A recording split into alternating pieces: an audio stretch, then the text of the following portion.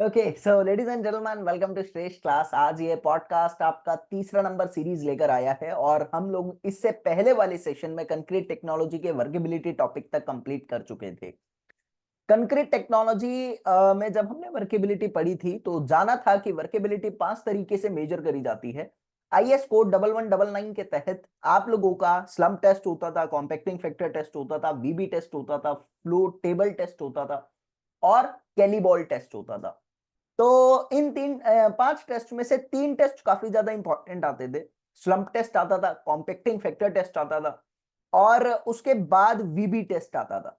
Slump test की जो provisions थी वो मैंने आप लोगों को पिछले पॉडकास्ट के तहत बता दी थी। अगर आप लोगों ने पिछले पॉडकास्ट नहीं देखे हैं तो आप देख सकते हैं। 1 मिनट की वीडियो जब हो जाती है तो ऊपर आई बटन में लिंक आता है, क्लिक कर लेना। वहां पे आप लोगों को नॉलेज बूस्टर सीरीज मिलेगी। वहां नॉलेज बूस्टर सीरीज में सारे पॉडकास्ट अवेलेबल है। तो जो कंटेंट मैं आपको दे रहा हूं, मैं पहले भी बोल चुका हूं कि ये कंटेंट ना शॉर्ट कंटेंट है। आपका मैक्सिमम चांसेस है कि अगर आप मेरे बताए हुए कंटेंट के नोट्स बना रहे हो और उनको पढ़ रहे हो, डेफिनेटली कॉन्फिडेंस ऊपर होगा। दूसरी बात, शॉर्ट क्वेश्चन मिलेंगे क्योंकि आने वाले जो आपके एग्जाम है ना, वो डाटा फैक्चुअल एग्जाम है। तो चलिए शुरू करते हैं आज का। बाय द वे, बात आती है यहां पर कि अगला जो हमारा टॉपिक है उसमें ना सबसे पहले 2 चीजें आती है मेरे पास। एक होता है ब्लीडिंग और एक होता है लाइटेंस। लाइटेंस कह लो या लाइटेंसी कह लो, कुछ भी कह लो। देखो ये दोनों क्या होते हैं, इनसे रिलेटेड क्वेश्चन पहले भी आए हैं, बच्चों को पता नहीं होता। ब्लीडिंग क्या होता है? जब आप लोगों के कंक्रीट के अंदर वाटर कंटेंट ज्यादा हो जाता है। तो कई बार आपने देखा होगा कंक्रीट को फिनिश करने के बाद पानी कंक्रीट के सरफेस के ऊपर आ जाता है। तो जब ऐसा होता है कि कंक्रीट में जब आपने उसको एकदम बढ़िया ट्रॉवलिंग करके और फ्लोटिंग करके, मतलब बढ़िया एकदम जगह पे लगा दिया, लेकिन उसके बाद उसमें ऊपर की तरफ कई बार ऐसा लगता है कि पानी आ गया। तो वो जो पानी आने की प्रक्रिया होती है वो कंक्रीट में ब्लीडिंग कहलाती है। यानी जब पानी ज्यादा होता है, वाटर कंटेंट कंक्रीट के अंदर ज्यादा होता है, तो पानी ऊपर आ जाता है। तो पानी ऊपर आने की प्रक्रिया को ब्लीडिंग कहते हैं। उसी के साथ लेटेंस क्या होता है? लाइटेंस कह लो, लाइटेंसी कह लो, लाइटेंस कह लो, LAITENCE। तो कई बार क्या होता है, अगर खाली पानी आ रहा है कंक्रीट के ऊपर तो आप देखेंगे वो पानी इवेपोरेट हो जाएगा, उसके बाद कुछ नहीं रहेगा, कंक्रीट बचेगा। वो पानी आने की प्रक्रिया को हम ब्लीडिंग कहते हैं। मेजरली क्या होता है कई बार कि आप लोगों का पानी के साथ ना सीमेंट आ जाती है। तो अगर पानी के साथ सीमेंट आ रही है तो पानी तो उड़ जाएगा, इवेपोरेट हो जाएगा, but cement is not evaporating in nature. Cement evaporate नहीं होती, कंक्रीट के ऊपर सीमेंट की परत बन जाती है। ऐसा कई बार आपने देखा होगा, कंक्रीट के ऊपर हल्की हल्की सीमेंट की परत बन जाती है, लैरेट फॉर्म में सीमेंट डिपॉजिट हो जाता है कंक्रीट के सरफेस के ऊपर। तो वो फिनिशिंग होने के बाद भी सीमेंट की अगर लेयर बन रही है कंक्रीट के ऊपर, तो उस प्रक्रिया को, जब आपकी सीमेंट आपके कंक्रीट में पानी के साथ ऊपर आती है और पानी तो उड़ जाता है और सूख जाती है, उसको लाइटेंस कहते हैं। ये चीज आप लोगों को क्लियर करनी है, बहुत ज्यादा जरूरी आता है। तो ब्लीडिंग और लाइटेंस में क्या फर्क है? ब्लीडिंग में पानी आता है, लाइटेंस में सीमेंट की परत भी साथ में आती है, वो जम जाती है। अब बच्चों के दिमाग में अक्सर ये क्वेश्चन उठ जाता है कि setting time of the concrete जब हम मेजर करते हैं तो क्या ये वाइकेट अपरेटस के थ्रू होता है? क्योंकि सीमेंट का सेटिंग टाइम वाइकेट अपरेटस के थ्रू मेजर किया जाता है। बाय द वे, मैं आपको बताना चाहता हूं कि कंक्रीट का जब मैं सेटिंग टाइम की बात करता हूं तो कंक्रीट का सेटिंग टाइम वाइकेट अपरेटस के थ्रू मेजर नहीं होता, पेनिट्रोमीटर के थ्रू मेजर होता है। तो क्वेश्चन आ सकता है आप लोगों के एग्जाम में कि कंक्रीट का जो सेटिंग टाइम है वो किस सेपरेटस के थ्रू मेजर होता है? वो पेनिट्रोमीटर के थ्रू मेजर किया जाता है। बात आती है कितना कितना होता है। देखो आपको भी पता है कि कंक्रीट भी सीमेंट से बना हुआ है या लाइम से भी बना हुआ है। तो इनिशियल और फाइनल सेटिंग टाइम दो निकल कर आते हैं। अब मैं पहले आपको बताना चाहता हूं कि भाई इनिशियल सेटिंग टाइम क्या होता है और फाइनल सेटिंग टाइम क्या होता है। देखो, जब आपका कंक्रीट अपनी प्लास्टिसिटी को लूज करना स्टार्ट कर देगा, प्लास्टिसिटी को लूज करना स्टार्ट कर देगा मतलब एक फॉर्म में सेट हो जाएगा। प्लास्टिसिटी क्या होता है? प्लास्टिसिटी इज डिफाइंड एज कि जब आप किसी भी मटेरियल को किसी दूसरी शेप में रिमोल्ड कर सको आसानी से, उसको कहते हैं प्लास्टिसिटी। जैसे मैं आपको बताता हूं, अगर आप लोग कंक्रीट को बनाते हैं या सीमेंट का पेस्ट बनाते हैं, तो सीमेंट और कंक्रीट के पेस्ट को आप किसी भी शेप में मोल्ड कर सकते हो। या मैंने कहा अगर आप ब्रिक्स बनाना चाह रहे हैं तो ब्रिक बनाने से पहले क्ले बनाना पड़ता है, मिट्टी बनानी पड़ती है। उस मिट्टी को आप किसी भी शेप में डाल सकते हो ईंट बनाने के लिए। फिर वो सूखना स्टार्ट करता है, फिर आप उसको जलाते हो, फिर जाके कहीं ना कहीं एक ईंट उभर कर नजर आती है। लेकिन आप किसी भी मटेरियल को जब किसी भी शेप में मोल्ड कर सकते हो, उस स्टेट को कहते हैं प्लास्टिक स्टेट, और इस प्रॉपर्टी को प्लास्टिसिटी कहते हैं। ये क्यों होता है? क्योंकि प्लास्टिसिटी के कारण आपका वो मटेरियल पानी को अपने पास अट्रैक्ट करके रखता है। जैसे जैसे जैसे जैसे पानी सूखना शुरू हो जाता है, आपके मटेरियल में प्लास्टिसिटी लूज होना स्टार्ट हो जाती है। ठीक है, तो इनिशियल सेटिंग टाइम क्या है? जब प्लास्टिसिटी को खोना स्टार्ट कर देता है। जिस टाइम से प्लास्टिसिटी को खोना स्टार्ट करा वो इनिशियल सेटिंग टाइम, और जिस टाइम पे प्लास्टिसिटी को खो दिया, यानी कंप्लीटली प्लास्टिक खत्म हो चुका है, उस टाइम को कहते हैं फाइनल सेटिंग टाइम। सीमेंट में नियरली फाइनल सेटिंग टाइम 10 घंटे होता है, और इनिशियल सेटिंग टाइम आधा घंटा होता है। कंक्रीट में ऐसा नहीं होता। कंक्रीट में आपका इनिशियल सेटिंग टाइम 50 मिनट का होता है। याद करेंगे, लिख लेंगे कॉपी के अंदर, काफी ज्यादा जरूरी है। इनिशियल सेटिंग टाइम 50 मिनट का होता है, और फाइनल सेटिंग टाइम 12 घंटे का होता है। यह पेनिट्रोमीटर के थ्रू निकाला जाता है। प्रोसेस में आपको नहीं बता रहा, मैं डाटा फैक्चुअल चीजें दे रहा हूं, क्योंकि प्रोसेस नहीं पूछेगा एग्जाम में, क्या इंपॉर्टेंट है वो बता रहा हूं। ठीक है, चलो भाई। तो अब बात आती है प्रोडक्शन ऑफ कंक्रीट की। तो प्रोडक्शन ऑफ कंक्रीट को जानने से पहले मैं एक छोटी सी इंफॉर्मेशन दे देता हूं कि अगर आप लोग आरआरबी जेई या यूपी ट्रिपल एससी जेई की तैयारी कर रहे हो और आपको लगता है कि आपके पास कंटेंट पूरा नहीं है, या एक जगह से ऑर्गेनाइज तरीके से आपको फुल पैटर्न के साथ एक कंटेंट अगर मिल जाए तो तैयारी में अच्छा चार चांद लग सकता है, तो आप संपूर्ण बैच ज्वाइन कर सकते हैं। डाउनलोड द श्रेष्ठ class app now, link description में मिलता है। उस बैच में आपको काफी अच्छा कंटेंट दिया जाता है। तो चलिए आगे चलते हैं। फिलहाल प्रोडक्शन ऑफ द कंक्रीट में बहुत सारे स्टेप्स हैं। मैं पहले स्टेप्स के नाम बताता हूं, फिर इस टॉपिक के बारे में जो बताऊंगा, आई स्ट्रिक्टली एडवाइज एवरीबडी कि वो कॉपी में लिख लेना, बिकॉज मैं ऐसी ऐसी चीजें बोलूंगा। मैं ये नहीं कह रहा नया बोलूंगा, मैं ये कह रहा हूं इंपॉर्टेंट बोलूंगा, क्योंकि आपके एग्जाम में आ सकता है। ठीक है, तो प्रोडक्शन में देखो, सबसे पहले तो क्या होता है ना, आपके जो बिल्डिंग मटेरियल्स हैं उनको स्टोर करने के लिए जगह चाहिए। स्टोर करने के बाद आप जिस कंक्रीट को बनाना चाहते हो, उस कंक्रीट में उन बिल्डिंग मटेरियल्स को माप के डालना पड़ता है। माप के मतलब मेजर करके डालना पड़ता है, क्योंकि आपको भी पता है कंक्रीट की बहुत सारी ग्रेड होती है, M5, M7.5, 10, 15, 20, 25 and so on. तो जैसी जैसी ग्रेड बनती है, उसके बारे में आगे पढ़ेंगे, जैसी जैसी ग्रेड बनती है वैसे वैसे आप लोग उतना उतना मटेरियल तो डालोगे ना भाई। सीमेंट इतना डालना है, एग्रीगेट इतना डालना है, सैंड इतनी डालनी है, पानी इतना डालना है। तो आपने वो मेजर कर लिया, मेजर करने के बाद आप उसको मिक्स करते हो। मिक्स करने के बाद कंक्रीट बन जाता है, तो ट्रांसपोर्ट करना पड़ता है। जहां कंक्रीट की जरूरत है वहां ट्रांसपोर्ट किया जाएगा। ट्रांसपोर्ट करने के बाद क्या करोगे? आप अपने कंक्रीट को साइट पे जाके प्लेस करोगे। जिस भी बीम में, कॉलम में, स्लैब में जहां कंक्रीट डालना है वहां प्लेस कर दो। फिर उसको कॉम्पैक्ट करना पड़ेगा, क्योंकि कॉम्पैक्शन नहीं होगी तो वॉइड्स आ जाएगा, वॉइड्स आ गए तो स्ट्रेंथ कम हो जाएगी। फिर बढ़िया अपना फ्लोटिंग ट्रॉवलिंग करके उसको फिनिश करो, और उसके बाद उसकी क्यूरिंग करी जाती है। इन सभी स्टेप्स के बारे में मेजर इंपॉर्टेंट पॉइंट मैं आप लोगों को बता देता हूं। कॉपी पेन में लिखते रहिएगा, कॉपी पेन में लिखते रहिएगा। तो storing of the building materials देख लेते हैं भाई। देखो, मेजर तो सीमेंट का इशू आता है, क्योंकि सीमेंट जो है वो किसी भी तरीके से मॉइस्चर से रिएक्ट नहीं करनी चाहिए। तो सीमेंट के लिए अलग से गोदाम बनाया जाता है, वो कमरा बनाया जाता है जहां पे कोशिश करी जाती है वहां मॉइस्चर ना आए। मॉइस्चर कैसे आ सकता है? एक तो डायरेक्ट मॉइस्चर हो, तुम जाके पानी का छिड़काव कर रहे हो, खेती थोड़ी है, गोदाम है, वहां तो ऐसा होगा नहीं। लेकिन एक ऐसा भी तो हो सकता है कि जमीन से मॉइस्चर अट्रैक्ट कर ले। क्या कभी तुमने सुना है, सफेदे के पेड़ होते हैं, एकदम लंबी लंबी लकड़ियां, सफेद कलर के पेड़ होते हैं, उसको सफेदे के पेड़ कहते हैं। तो मेरी रिश्तेदारी में एक है, उन्होंने क्या कर रखा था, मेरे को भी नहीं पता था। मेरे को ये पता था वो करता क्या, मैं कहानी सुनाता हूँ बढ़िया सी। तो भाई मेरी रिश्तेदारी में एक है, मेरी कजन सिस्टर, उनके घर में शादी होके गई है, तो वो काम नहीं करते वो। लेकिन आप मानोगे नहीं, उनके पास इतनी संपत्ति है कि अगर वो 3 पुश्तों तक कुछ नहीं कमाए तो भी वो खा लेंगे, इतना पैसा है। तो मैं पूछने लगा, गया हुआ था मैं, मूसा जी मतलब घर में मन कैसे लगता है? तो कहने लगे मन का मतलब समझा नहीं मैं।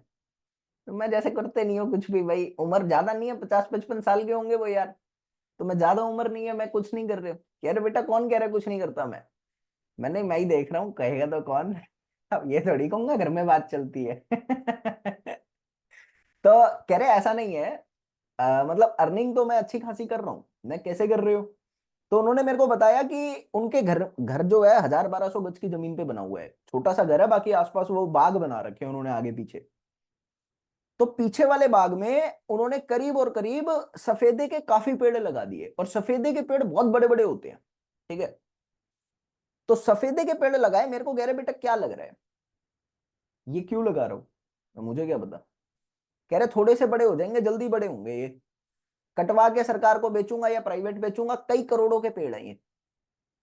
मैं तो सुन के ही लिख गया। तो मैं बढ़िया है, तो सारे यही काम कर सकते हैं, लेकिन सारे नहीं कर सकते। क्यों, मैं बता देता हूँ। सफेदा कहीं भी उग जाता है, आप देखेंगे रोड के किनारे किनारे अक्सर आपको लंबे लंबे पेड़ देखने को मिलेंगे, बड़े बड़े सीधे होते हैं एकदम। और एक्चुअल में प्रॉब्लम क्या है कि वो इतना मॉइस्चर सोखता है जमीन से कि जिस जमीन पे सफेदे को लगाया जाता है उस जमीन की फर्टिलिटी खराब हो जाती है, वो मॉइस्चर को सोख लेता है। इवन ये तक बोला जाता है, मैंने कभी ये रियल एक्सपेरिमेंट देखा तो नहीं है लेकिन सुना है, कि अगर सफेदे की लकड़ी की चारपाई बनी हो ना, और उस चारपाई पे तुम सो जाओ, तो सफेदे की लकड़ी की चारपाई पे सोने से तुम्हारी बॉडी का मॉइस्चर सोख लेगी वो लकड़ी। इतनी ताकत है उसमें मॉइस्चर सोखने की, सूख जाओगे। तो जमीन से भी मॉइस्चर सोख सकते हैं, ये एक एग्जांपल मैंने यहां से बताया। दूसरी बात, अब सीलन आती है दीवारों में, वहां से भी मॉइस्चर आ सकता है भाई, सीलन मॉइस्चर ही तो है आपकी दीवारों में। तो सीमेंट तो जरा सा पानी मिला नहीं और वही रिएक्ट करके सेट हो जाएगी, आपका सीमेंट का कट्टा धरा का धरा रह जाएगा। तो गोदाम बनाया गया, गोदाम बनाने के लिए यह भी इंश्योर किया गया कि भाई आपका सीमेंट ना तो जमीन के कांटेक्ट में हो ना दीवारों के कांटेक्ट में हो, है ना। तो जनरली क्या होता है मैं बता देता हूं। आप गोदाम बनाते हो जो, वो गोदाम कितने कट्टों के लिए बनाया जाता है? जनरली 20 टन के लिए, मतलब आपका वो गोदाम जो है वो 1.05 से 1.15 मीटर क्यूब के लिए बनाया जाता है, और 20 बोरी के लिए वो जगह बनाई जा रही है। एक लॉट का मतलब समझ पाए मेरी बात को? एक एक लाइन में कितने कट्टे बना सकते हो सीमेंट के? कितने कट्टे एक के ऊपर एक के ऊपर एक लगा सकते हो? 8 से 10 कट्टे। एक लाइन में 8 से 10 कट्टे ही लगाने हैं, उससे ज्यादा लगाने पे नीचे वाले कट्टे पे ज्यादा जोर पड़ता है, वो सेट हो सकता है, फट सकता है, तो वो नहीं। दूसरी बात, अब बात आई यहाँ पे कि जनरली गोदाम जो है वो कितनी क्वांटिटी ऑफ द सीमेंट के लिए बनाया जाता है? वो जनरली 1 टन की क्वांटिटी के लिए बनाया जाता है। 1 टन में 20 बोरी होती है नियरली, तो 1 टन की क्वांटिटी के लिए वो बनाया जाता है। अब दीवारों से कितना कितना दूर रखना चाहिए? जैसा कि मैंने आपको बताया कि सीमेंट के कट्टों को दीवारों से दूर रखना पड़ेगा, अदरवाइज तो दिक्कत हो जाएगी। तो हर दीवार से 30 सेंटीमीटर की दूरी तो होनी चाहिए, 30 सेंटीमीटर की दूरी तो होनी चाहिए हर दीवार से, ठीक है। अब बात आती है यहां पर कि आप लोगों का जमीन से कितनी ऊपर होना चाहिए। देखो 30 सेंटीमीटर तो होना ही चाहिए, चाहे वो दीवार हो चाहे जमीन हो। अब जमीन में मॉइस्चर ज्यादा होता है, ये मुझे भी पता है, तो जमीन से हम एक्स्ट्रा 15 सेंटीमीटर ऊपर रख देते हैं, यानी टोटल जमीन से 45 सेंटीमीटर के गैप पे रखा जाता है सीमेंट को। यानी जमीन से 45 सेंटीमीटर ऊंचा पटरा बनाया जाएगा, उसके ऊपर रखेंगे, और दीवारों से 30 सेंटीमीटर दूर होना चाहिए। समझ आ रही है मेरी बात? अब एक लॉट आपने रखा, दूसरा लॉट रखा, भाई सीमेंट की एक लाइन लगा दी, दूसरी लाइन लगा दी, तीसरी लाइन लगा दी, ऐसी तो स्टोर करते हैं। तो एक लाइन और दूसरी लाइन के बीच में कितना गैप होना चाहिए? भाई एक लॉट और दूसरे लॉट के बीच में कितना गैप होना चाहिए? नियरली 1.25 मीटर का, 1.2 मीटर कह सकते हो आप। दो लॉट के बीच में गैप होना चाहिए, इतना कि तुम आराम से कंफर्टेबली उसके बीच में से गुजर जाओ। समझ आ रही मेरी बात? तो ये आप लोगों को थोड़ा सा इंपॉर्टेंट रखना है। सीमेंट की स्टोरिंग के बारे में मैंने आपको चीजें बताई। अब आ जाओ भाई मेजरमेंट पे। आपने स्टोर तो कर लिया, अब आप मटेरियल्स को मेजर करना चाहते हो, और मेजर करने के बाद एक्चुअल में उनको मिक्स करोगे बाद में। तो देखो मेजरमेंट दो तरीके से होती है, एक होती है वॉल्यूम वाइज, एक होती है वेट वाइज। अच्छा वॉल्यूम वाइज कैसे, जैसे मैं घर में काम कर रहा हूं, तो मैंने कहा घर में मेरे को ये 1/4 1/4 का मसाला बनाना है, तो जनरली उसमें मैं क्या करूंगा, मैंने कहा एक तसला, तसला ही कहते हैं उसको पैन को, एक तसला सीमेंट का डाल दूंगा, 4 तसले सैंड के डाल दूंगा, मिक्स कर दूंगा, काम हो जाएगा। लेकिन अगर मैं आपको कह दूं कि अपार्टमेंट बनाना है, तसलों से मेजर कर सकते हो, नहीं कर पाओगे। तो मैं ये बात कह सकता हूं कि भाई तसले वाला जो सीन है, यानी वॉल्यूम से जो मेजर करना है, वो छोटे काम में यूजफुल है। अगर आपको बड़े काम के लिए मेजरमेंट करनी है, बड़े वर्क के लिए लेकर जाना है, तो वहां आप लोगों को वेट से मेजर करना होगा, वॉल्यूम से मेजरमेंट काम नहीं चल पाएगी। मेरी बात समझ आ रही है? तो वेट वाइज आपको मेजर करना होगा बड़े वर्क के लिए, वॉल्यूम वाइज छोटे वर्क के लिए। अब वेट वाइज बड़े वर्क के लिए क्यों? भाई एक कारण तो मैंने ये बताया, दूसरा कारण होता है कि ये एक्यूरेट है। एक्यूरेट इन द सेंस, अब क्या होता है ना, जब हम वॉल्यूम वाइज की बात करते हैं, तो कई बार आप ध्यान दोगे तो एक कट्टा सीमेंट का आ गया, या एक तसला सीमेंट का आ गया सुपोज, और वो जो 4 तसले सैंड के आए हैं, जरूरी नहीं है कि आप उतना ही भरते हो उसमें, नहीं, थोड़ा बहुत कम ज्यादा हो जाता है। आप समझो जैसे तसले में सीमेंट भरी, अब सीमेंट के फाइन पार्टिकल्स है, फाइन पार्टिकल्स में बॉन्डिंग है, भाई कोहेजन है ना सीमेंट में, तो ज्यादा आ रहा है। लेकिन वही सैंड की बात करूं, राउंडेड एग्रीगेट्स है, उसमें कोहेजन कम है, तो वो कम आ रहा है। तो सीमेंट क्वांटिटी एक तसले में ज्यादा आती है as compare to the sand quantity, ये आपको पता होगा। तो वॉल्यूम वाइज एक्यूरेट नहीं है, बैच वाइज करना है, बड़े प्रोजेक्ट के लिए करना है तो वेट वाइज चलना पड़ेगा। मेरी बात समझ आ रही है आपको? तो आप अगर वेट वाइज करते हो तो बड़ा प्रोजेक्ट, वॉल्यूम वाइज करते हो तो छोटा प्रोजेक्ट। अब आ जाओ मिक्सिंग। जनरली आपको चीजों को मिक्स करना है, अगर घर में काम चल रहा है तो घर में तो हाथ से मिक्स हो जाता है, फावड़े से मिक्स हो जाता है, यानी हैंड मिक्सिंग हो जाती है, मैनुअल मिक्सिंग कहते हैं उसको। लेकिन अगर बड़े प्रोजेक्ट में काम करना है तो कितना हाथ से मसाला मिक्स करोगे, पॉसिबल ही नहीं है। आपने देखा होगा डंपर्स आते हैं, ट्रक आते हैं सामान के सामान, अब उनको मिक्स करना मुश्किल है, तो उनके लिए मशीन्स का यूज किया जाता है। तो देखी भी होंगी आपने, घर भी अगर कोई बन रहा है 100 गज का, 150 गज, 200 गज का, तो उस घर को बनाने के लिए जो मसाला चाहिए वो भी मशीन में ही घूमता है, आपने देखा होगा। तो हैंड मिक्सिंग छोटे प्रोजेक्ट के लिए काम आता है। अब हैंड मिक्सिंग में एक चीज लॉजिकली सोच के चलना, जो मसाला आप मिक्स कर रहे हो वो मसाला जमीन पे मिक्स कर रहे हो, तो आपने अक्सर देखा होगा कि सारा मसाला यूज नहीं करते, कुछ मसाला जमीन पे वेस्ट हो जाता है। भाई जो जमीन का मसाला होता है ना, वो सारा थोड़ी उठा पाते हो, थोड़ा बहुत वेस्ट हो जाता है।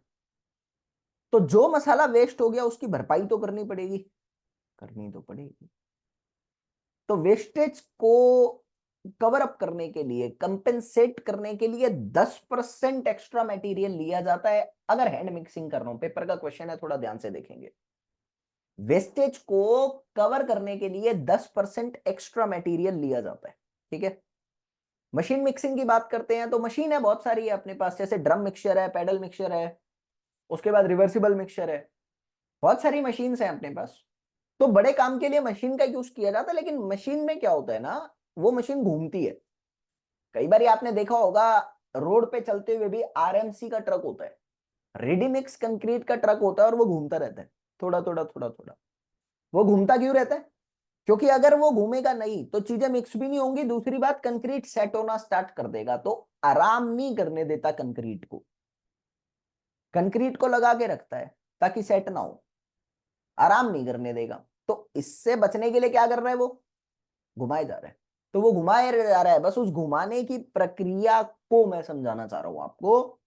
मैंने कहा भाई मशीन है, मशीन में मिक्सचर का काम आएगा। अब आपको मशीन मिक्सिंग में मिक्सचर्स यूज होते हैं, रिवर्सिबल, ड्रम, पेडल मिक्सचर, ये नाम है बस उनके। तो जनरली वो जो घूमता है उसमें रोटेशन कितनी दी जाती है, देखो अगर नॉमिनल मिक्स है, मतलब नॉर्मल मिक्सचर है, तो 15 से 20 आरपीएम की रोटेशन आती है। लेकिन अगर आपको ढंग से मिक्स करनी है ना, बड़ा प्रोजेक्ट है, कोई एरर नहीं चाहिए, एक्यूरेटली काम होना चाहिए, तो उसमें रोटेशन थोड़ी बढ़ा देते हैं।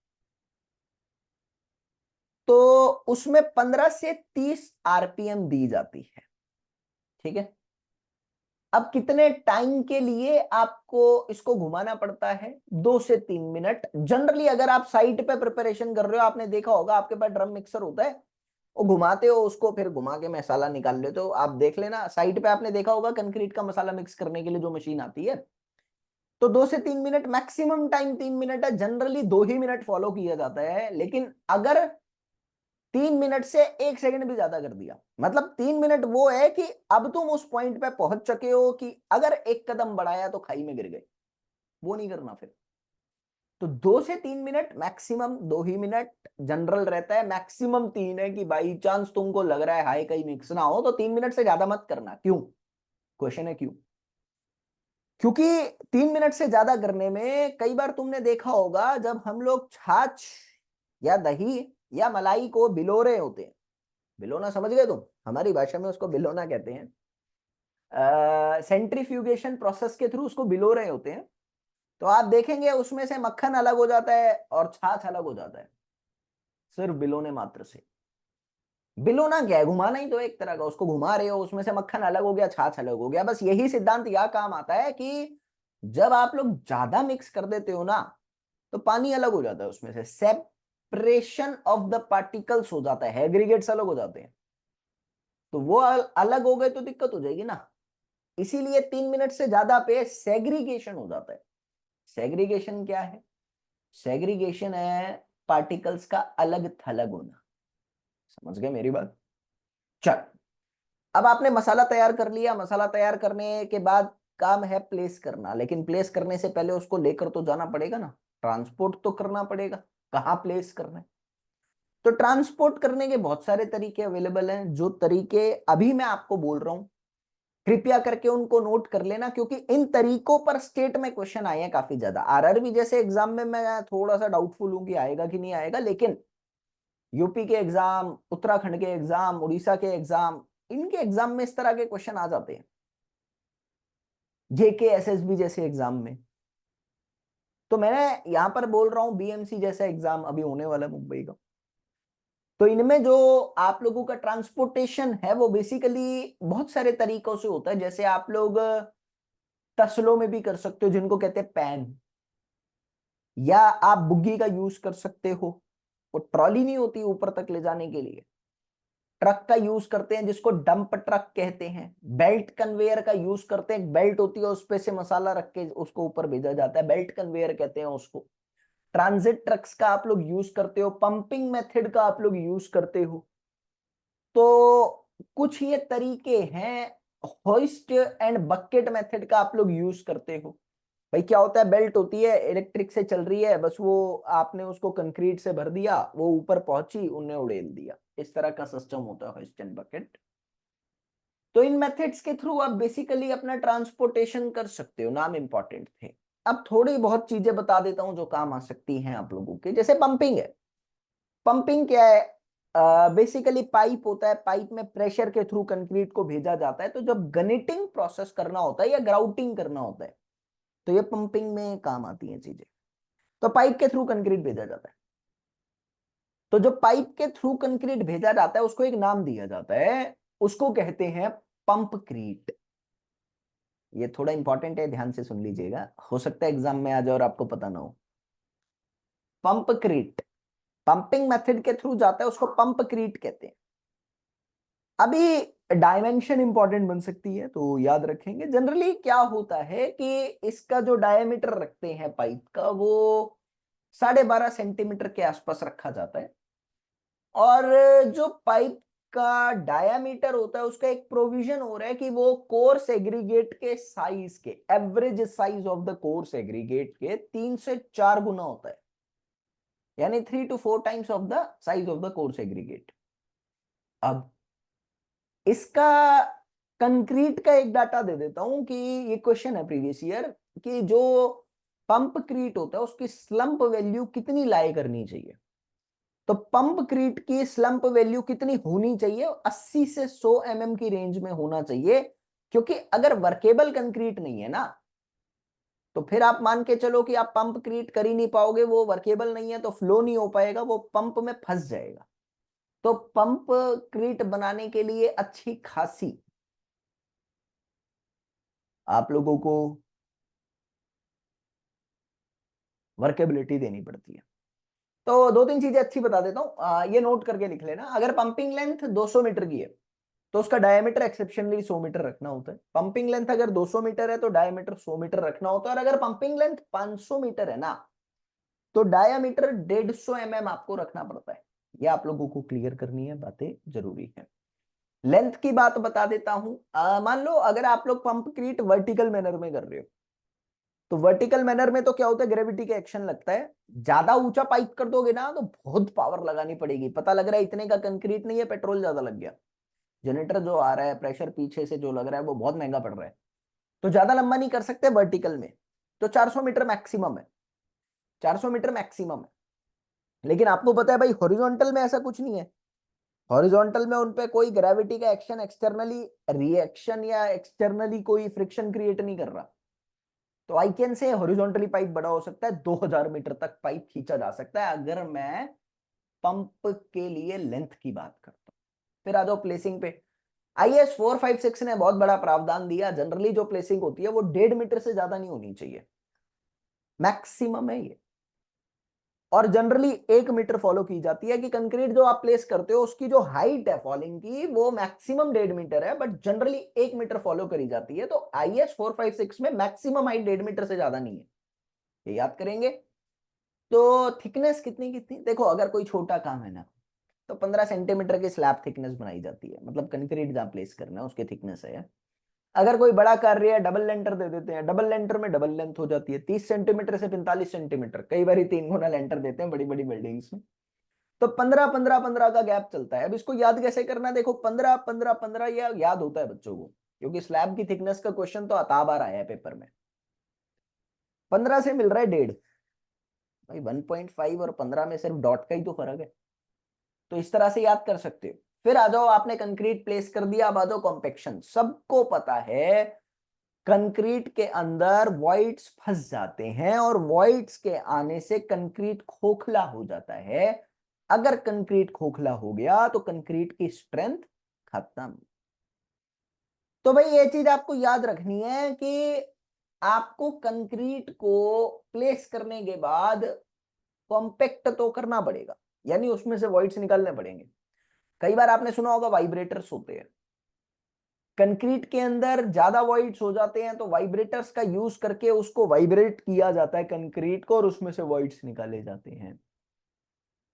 और भी बहुत मेथड होते हैं। सरफेस वाइब्रेटर्स होता है, जैसे हमारे पास कोई प्री कास्ट कंस्ट्रक्टेड मटेरियल है तो उसमें हम क्या करते हैं कि एक टेबल होता है, उस टेबल पे उस मटेरियल को रख देते हैं सेट होने से पहले। वो टेबल हिलता है, तो टेबल हिलता है तो उसमें से कॉम्पेक्शन हो जाती है।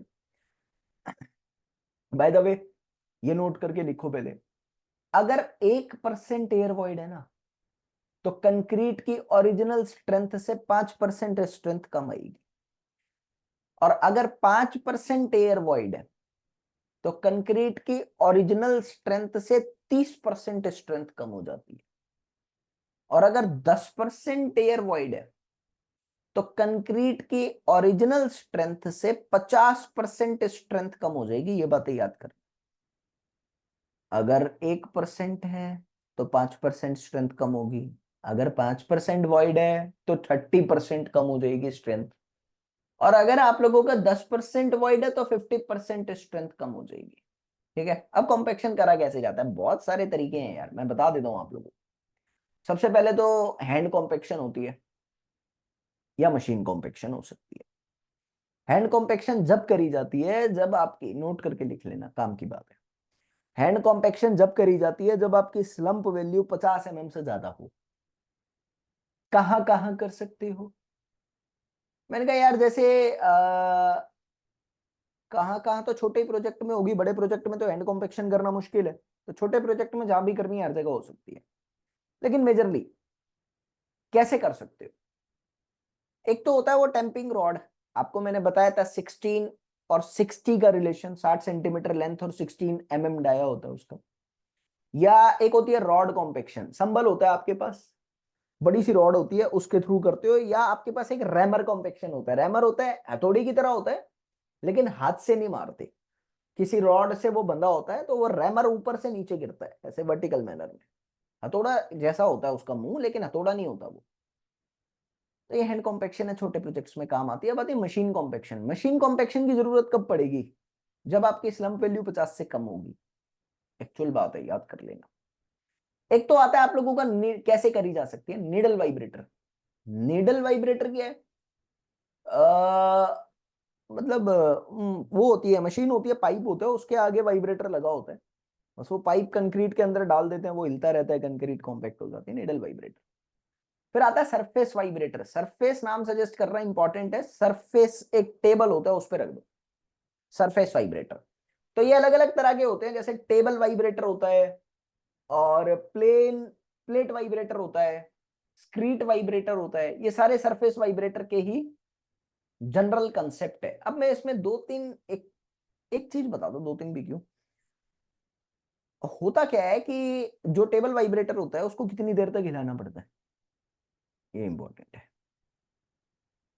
तो जो टेबल वाइब्रेटर होता है उसको 1 से 15 मिनट तक कम से कम करना होता है, मतलब वेरी करता है, depend on the material. 15 minute, sorry 15 नहीं, 1.5 मिनट, सॉरी। 15 मिनट तो बहुत हो गया, सेपरेशन ही हो जाएगी, 3 मिनट से ज्यादा नहीं कर सकते। 1.5 मिनट, 1 मिनट से 1.5 मिनट। तो ये टाइम डिपेंड करता है कैसा मटेरियल है। अब कॉम्पेक्शन करने के बाद आ जाओ फिनिशिंग पे। तो फिनिशिंग की अगर मैं बात करता हूँ, मैं सब कुछ जानता हूँ भाई, कंक्रीट पे आपने प्लेस कर दिया, कॉम्पेक्शन कर दिया, अब उसको ऊपर प्लेन सरफेस बनाना है। प्लेन सरफेस बनाने के लिए आप वो एल्यूमिनियम का एक बहुत बड़ा रॉड सा होता है रेक्टेंगुलर, उसको यूज कर सकते हो। तो उसको कहते हैं फ्लोट, या ट्रॉवल होता है चिनाई वो ऐसे ट्रायंगल शेप का होता है, पकड़ के उससे आप प्लेन कर सकते हो। आपने मिस्त्रियों को देखा होगा। तो प्लेन करने की प्रक्रिया को हम क्या कहते हैं? फिनिशिंग। कई बार क्या होता है, किसी किसी एरिया में कंक्रीट एक्स्ट्रा बाहर निकला होता है, उसको ठोक ठोक के खोदा जाता है, उसको कहते हैं स्क्रीडिंग। तो स्क्रीडिंग होता है, फ्लोटिंग होता है, ट्रॉवलिंग होता है। फिर आ जाओ, फिनिश हो गया, सूख गया, अब क्यूरिंग तो करनी पड़ेगी ना। सबको पता है सीमेंट एक्सोथर्मिक रिएक्शन करता है, जिसके कारण हीट जनरेट होती है और पानी उड़ जाता है। पानी उड़ता है तो कंक्रीट श्रिंक होता है, श्रिंक होने के कारण क्रैक्स डेवलप हो जाते हैं। उस पानी की पूर्ति करने के लिए हमें क्यूरिंग करनी पड़ती है। तो क्यूरिंग के बहुत सारे तरीके हैं, जनरली 6 तरीके हमारे पास क्यूरिंग के आते हैं। एक तो आता है पॉन्ड क्यूरिंग। पॉन्ड क्यूरिंग का मतलब उस मटेरियल को ही पानी में डुबा के रखो। एक आता है स्प्रिंकलर, पानी का छिड़काव, मॉर्निंग में आपने घर बनते हुए किया भी हो या देखा भी हो। एक आता है गनी वैक्स के थ्रू, यानी बोरों से, बोरों को गीला करके उन पे ढक दो। बड़े बड़े कंस्ट्रक्शन में आपने देखा होगा, बोरे गीले करके वो मटेरियल के ऊपर लगा देते हैं, क्योंकि बोरा ज्यादा देर तक पानी को सोख सकता है। एक आता है कि उस मटेरियल के ऊपर शेड लगा दो, ताकि धूप का कांटेक्ट कम होगा तो डेफिनेटली वो मटेरियल जो है पानी को कम उड़ाएगा। एक होता है आपका स्टीम क्यूरिंग, ये सबसे ज्यादा बेस्ट क्यूरिंग है। स्टीम क्यूरिंग जनरली ये क्या है, स्टीम होती है भाप। भाप में बहुत प्रेशर होता है, जब वो इंजन को चला सकता है अपने प्रेशर के कारण, तो कंक्रीट के अंदर तक पहुंचता है। और आपने ये बात सुनी होगी, जो अंदर चीज पहुंच जाती है ना, वो ज्यादा इफेक्ट करती है एज कंपेयर टू बाहर। भाई कितना ही पाउडर लगा लो चेहरे पे, जो है वो है। लेकिन अगर कुछ ऐसी टेक्निक हो कि आपने इंजेक्शन ले लिया, वो रंग को साफ करे या खून साफ करे, तो वो ज्यादा असर करेगा। तो स्टीम का सीन ये है कि प्रेशर ज्यादा होता है तो अंदर तक अटैक कर देती है, अंदर चली जाती है। तो मैंने यहां पर कहा कि स्टीम क्यूरिंग क्या कर रही है, जनरली अंदर तक जा रही है। तो इसका टेम्परेचर जो है 100 डिग्री के आसपास है, स्टीम जब भी बनती है बढ़िया से। इतना कह सकते हैं कि 4-5 घंटे की भी स्टीम क्यूरिंग कर दी ना, तो 70% तक स्ट्रेंथ आपको मिल सकती है। ये आपको पता होना चाहिए, काम आएगी। बाय द वे, कितना कितना क्यूरिंग टाइम रखा गया है, तो देखो कंक्रीट हॉट वेदरिंग होता है, कोल्ड वेदरिंग होता है। नॉर्मल 7 दिन का क्यूरिंग टाइम तो हम रखते ही रखते हैं, 7 दिन का क्यूरिंग टाइम तो रखते हैं। लेकिन अगर आप लोगों का कंक्रीट स्पेशल है, स्पेशल बोले तो गर्म मौसम है बहुत ज्यादा वहां पे, तो क्यूरिंग टाइम बढ़ाना पड़ेगा, क्योंकि पानी ज्यादा इवेपोरेट हो रहा है। तो उधर 2 हफ्तों से 3 हफ्ते, यानी 14 से 21 दिन तक करा जा सकता है। तो हॉट टेम्परेचर में इतना, कोल्ड टेम्परेचर में, मतलब नॉर्मल टेम्परेचर में 7 दिन। अब जब हम क्यूरिंग करते हैं तो कुछ कंडीशंस होती हैं, वो याद करेंगे तो अच्छा रहेगा। टेम्परेचर कितना होता है? Normal temperature 27 ± 2 degree Celsius. पानी का टेम्परेचर 27 ± 2 डिग्री सेल्सियस। क्यूरिंग करते समय जो रिलेटिव ह्यूमिडिटी होती है, रिलेटिव ह्यूमिडिटी का मतलब कि उसका 90% हिस्सा जो है वो गीला हो जाना चाहिए कंक्रीट का। समझ गए? 90% रिलेटिव ह्यूमिडिटी यानी आसपास के एनवायरमेंट को देखते हुए कंक्रीट 90% ज्यादा गीला होना चाहिए, वो 90% है रिलेटिव ह्यूमिडिटी। क्यूरिंग टाइम मैंने आपको बता ही दिया भाई, 7 दिन, कई बार 2 हफ्ते भी, और आइडियल 1 महीना होता है। आइडियल, लेकिन कोई नहीं करता आइडियल। 1 महीना आइडियल होता है। ठीक है, चलो। तो मैं एक टेबल आप लोगों को बता देता हूं, वैसे मुझे ये इंपॉर्टेंट लगती नहीं है बट फिर भी काम आ सकती है, कि अगर एक दिन की क्यूरिंग करता हूं तो 16% स्ट्रेंथ गेन करता है। 16% का क्या मतलब है? 28 दिन में हम मान के चलते हैं 99% स्ट्रेंथ, सॉरी 90% स्ट्रेंथ गेन कर रहा है। वैसे तो 99 ही करता है, 90 नहीं, 99। तो उसकी 16% एक दिन की क्यूरिंग पे होती है। 3 दिन पे 40 हो जाता है, 7 दिन पे 65 हो जाता है करेक्टरिस्टिक स्ट्रेंथ का, 28 दिन पे 99%। 100% हम कह नहीं सकते, 99 मान के चलते हैं। फिर समय के साथ स्ट्रेंथ बढ़ती रहती है। ये 4 इंपॉर्टेंट थे तो मैंने आपको बता दिए, इससे ज्यादा नहीं। अब बात आती है यहां पर ग्रेडिंग ऑफ कंक्रीट की, तो वो मैं नेक्स्ट सेशन में डिस्कस करता हूं आप लोगों के साथ। उम्मीद करता हूं पसंद आ रहा है आप लोगों को। बाय।